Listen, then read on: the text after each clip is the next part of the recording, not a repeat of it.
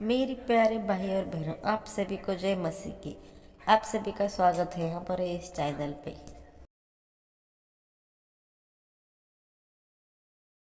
प्रेरितों के काम अध्याय 15।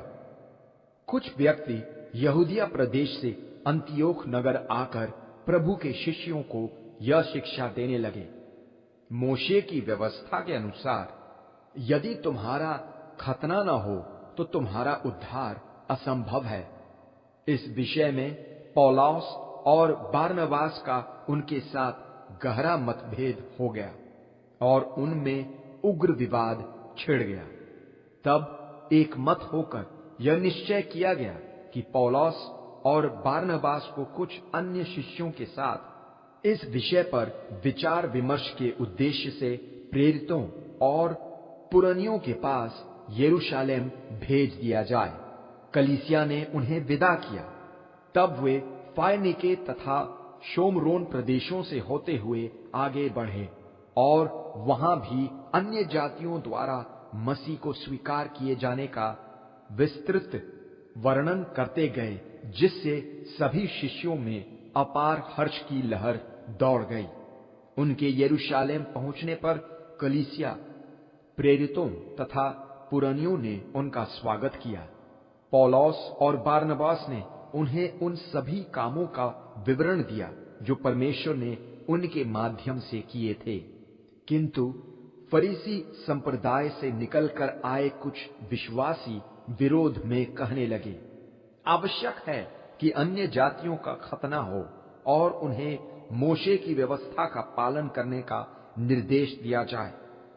प्रेरित तथा प्राचीन इस विषय पर विचार विमर्श के उद्देश्य से इकट्ठा हुए। एक लंबे विचार विमर्श के बाद पेत्रोस खड़े हुए और उन्होंने सभा को संबोधित करते हुए कहा, प्रियजन, आपको यह मालूम ही है कि कुछ समय पहले परमेश्वर ने यह सही समझा कि अन्य जाति मेरे द्वारा ईश्वरीय सुसमाचार सुने और विश्वास करें। मनों को जांचने वाले परमेश्वर ने ठीक हमारे जैसे उन्हें भी पवित्र आत्मा प्रदान करके इसकी गवाही दी। उन्होंने उनके हृदय विश्वास द्वारा शुद्ध करके हमारे और उनके बीच कोई भेद न रहने दिया। इसलिए अब तुम लोग इन शिष्यों की गर्दन पर वह जुआ रखकर परमेश्वर को क्यों परख रहे हो, जिसे न तो हम और न हमारे पूर्वज ही उठा पाए। हमारा विश्वास तो यह है कि प्रभु परमेश्वर यीशु के अनुग्रह के द्वारा हमारा उद्धार ठीक वैसे ही हुआ है जैसे उनका। बारनबास और पौलुस के भाषण को सभा के सभी सदस्य चुपचाप सुन रहे थे कि परमेश्वर ने किस प्रकार उनके माध्यम से अन्य जातियों के बीच अद्भुत चिन्ह दिखाए हैं। उनके भाषण के खत्म होने पर याकूब ने सभा को संबोधित किया, प्रियजन, मेरा विचार यह है। शिमोन ने इस बात की ओर हमारा ध्यान आकर्षित किया है कि प्रारंभ में परमेश्वर ने किस प्रकार अन्य जातियों में से अपने लिए प्रजा का निर्माण करने में रुचि प्रकट की है। भविष्यद्वक्ताओं के अभिलेख भी इसका समर्थन करते हैं, जैसा कि लिखा है, इन घटनाओं के बाद मैं लौट आऊंगा और दावीद के ध्वस्त मंडप को दोबारा बनाऊंगा और खंडहरों को फिर खड़ा करूंगा, जिससे शेष मानव जाति परमेश्वर को पा सके, तथा वे सभी अन्य जाति भी जिन पर मेरे नाम की छाप लगी है। यह उन्हीं प्रभु की आवाज है जो पुरातन काल से इन बातों को प्रकट करते आए हैं। इसलिए मेरा फैसला यह है कि हम उन अन्य जातियों के लिए कोई कठिनाई उत्पन्न न करें जो परमेश्वर की ओर फिर रहे हैं, परंतु अच्छा यह होगा कि हम उन्हें यह आज्ञा लिख भेजें कि वे मूर्तियों की अशुद्धता से खुद को बचाए रखें, वैश्यागामी तथा गला घोट कर मारे गए पशुओं के मांस से दूर रहें और लहू का सेवन न करें। याद रहे, यह मोशे के उसी व्यवस्था के अनुरूप है जिसका वाचन पूर्व काल से हर एक शब्बात पर यहूदी सभागृहों में किया जाता है।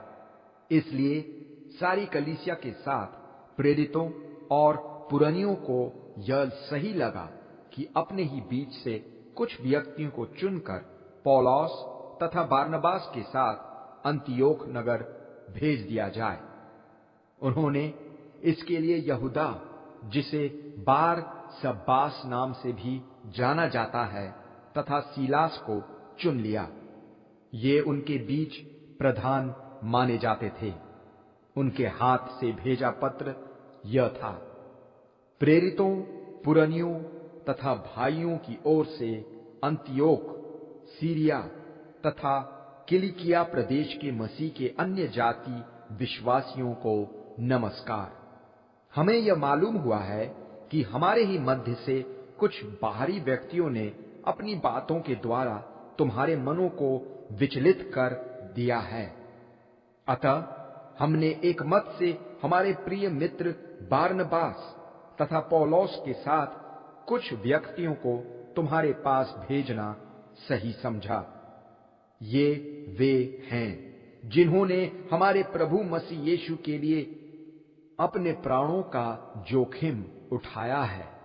इसलिए हम यहूदा और सीलास को तुम्हारे पास भेज रहे हैं कि तुम स्वयं उन्हीं के मुख से इस विषय को सुन सको, क्योंकि पवित्र आत्मा तथा स्वयं हमें यह सही लगा कि इन आवश्यक बातों के अलावा तुम पर और कोई बोझ न लादा जाए।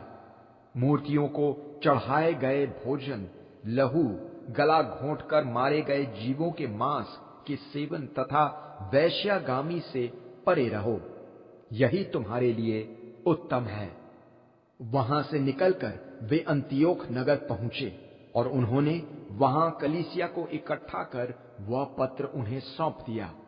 पत्र के पढ़े जाने पर उसके उत्साह बढ़ाने वाले संदेश से वे बहुत आनंदित हुए। यहूदा तथा सीलास ने, जो स्वयं भविष्यद्वक्ता थे, तत्वपूर्ण बातों के द्वारा शिष्यों को प्रोत्साहित और स्थिर किया। उनके कुछ समय वहां ठहरने के बाद उन्होंने उन्हें दोबारा शांतिपूर्वक उन्हीं के पास भेज दिया जिन्होंने उन्हें यहां भेजा था। किंतु सीलास को वहीं ठहरे रहना सही लगा। पौलुस और बारनबास अंतियोख नगर में ही अन्य अनेकों के साथ प्रभु के वचन की शिक्षा देते तथा प्रचार करते रहे। कुछ दिन बाद पौलुस ने बारनबास से कहा, आइए हम ऐसे हर एक नगर में जाएं जिसमें हमने प्रभु के वचन का प्रचार किया है, और वहां शिष्यों की आत्मिक स्थिति का जायजा लें। बारनबास की इच्छा थी कि वह योहन को, जिनका उपनाम मार्कास भी था, अपने साथ ले चले, किंतु पौलुस बलपूर्वक कहते रहे कि उन्हें साथ न लिया जाए, क्योंकि वह पंफूलिया नगर में उनका साथ और काम अधूरा छोड़ चले गए थे। इस विषय को लेकर उनमें ऐसा कठोर विवाद हुआ कि वे एक दूसरे से अलग हो गए। बारनबास मार्कास को लेकर कुभास नगर चले गए। शिष्यों द्वारा प्रभु के अनुग्रह में सौंपे जाकर पौलुस ने सीलास को साथ ले यात्रा प्रारंभ की। वे सीरिया तथा किलिकिया प्रदेशों से होते हुए कलीसियाओं को स्थिर करते आगे बढ़ते गए।